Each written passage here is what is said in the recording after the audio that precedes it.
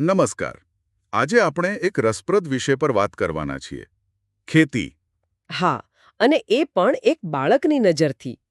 આપણે ધોરણ 4ના પાઠ્યપુસ્તકમાંથી રાજુનું ખેતર પ્રકરણની વાત કરીશું. બરાબર.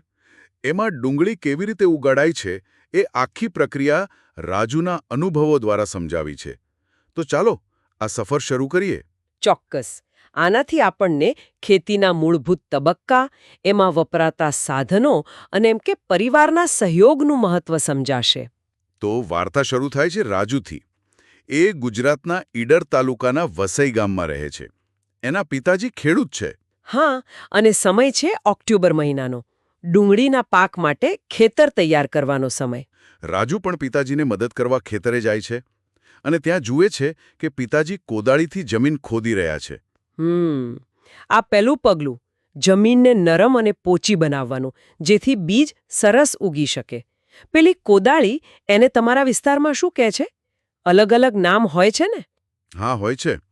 અમારા બાજુ તો કોદાળી જ કહે છે મોટા ભાગે. હવે જમીન તૈયાર થઈ ગઈ પછી શું? પછી આવે બીજ વાવવાનો વારો.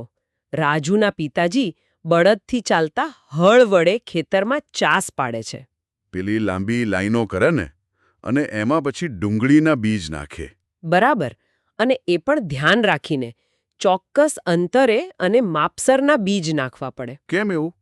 વધારે નાખી દે તો શું થાય? જો બહુ નજીક નજીક બીજ હોય અથવા વધારે હોય તો છોડને મોટા થવા પૂરતી જગ્યા ના મળે, નબળા રહે.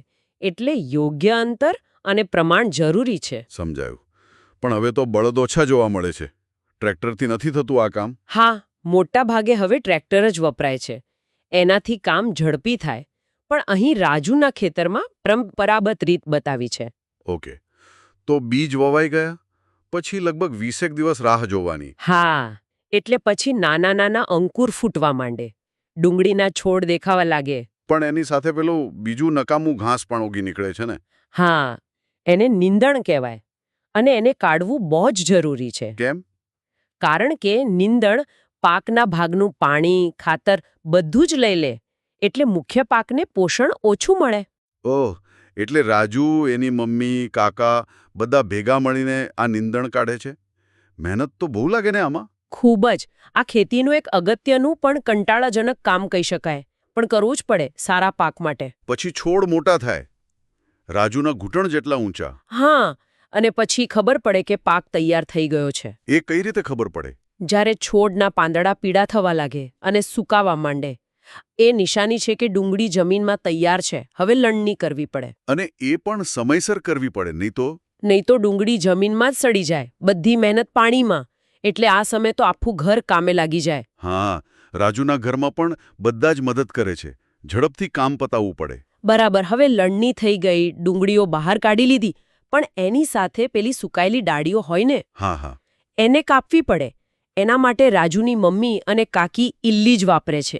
ઇલ્લી જ એટલે પેલું દાંતરડા જેવું, પણ ખાસ ડુંગળી માટે વપરાતું હશે? અને એ ખૂબ ધારદાર હોય, એટલે સાચવીને કામ કરવું પડે. ખરું. પછી ડુંગળી સાફ થઈ જાય એટલે? એટલે એને કોથળામાં ભરવાની. અને પછી પિતાજી અને કાકા ટ્રકમાં ભરીને બજારમાં વેચવા લઈ જાય, જેને મંડી પણ કહેવાય. અહીં બીજો સવાલ આવે. જો ગામડાના રસ્તા સારા ન હોય તો ફળો શાકભાજી કેવી રીતે લઈ જતા હશે? એ પણ એક મોટો પડકાર છે ખેડૂતો માટે. કદાચ બળદગાડા, છકડા, નાના ટેમ્પો જેવી સગવડ હોય એ પ્રમાણે લઈ જાય, પણ મુશ્કેલી તો પડે જ. તો આખી પ્રક્રિયામાં આપણે મુખ્ય 3 સાધનો જોયા: કોદાળી, હળ અને ઇલ્લીજ એટલે કે દાંતરડું. હા, અને આખી પ્રક્રિયાનો ક્રમ પણ સમજવા જેવો છે. પહેલા જમીન તૈયાર કરવી. પછી બીજ વાવવા. પછી નીંદણ દૂર કરવું. ચોથું, પાક તૈયાર થાય એટલે લણણી.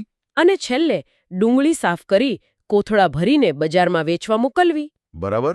તો આ હતી રાજુના ખેતરની વાત. એક નાનકડી ડુંગળી આપણી થાળી સુધી પહોંચે એની પાછળ આટલી બધી મહેનત. અને આખા પરિવારનો સહયોગ. જમીન તૈયાર કરવાથી માંડીને બજાર સુધી પહોંચાડવા સુધી. ખરેખર, આપણે તો બજારમાંથી સરળતાથી ખરીદી લઈએ છીએ, પણ એની પાછળની મહેનતનો અંદાજ નથી હોતો. સાચી વાત. અને આ બધું જાણ્યા પછી એક વિચાર આવે છે કે ખેડૂત આટલી મહેનત કરે, આટલા જોખમ ઉઠાવે, હા. પછી એને એની મહેનતનું અને એની ઉપજનું પૂરતું વળતર બજારમાંથી મળતું હશે ખરું? એક મોટો પ્રશ્ન છે. હા, વિચારવા જેવી વાત છે.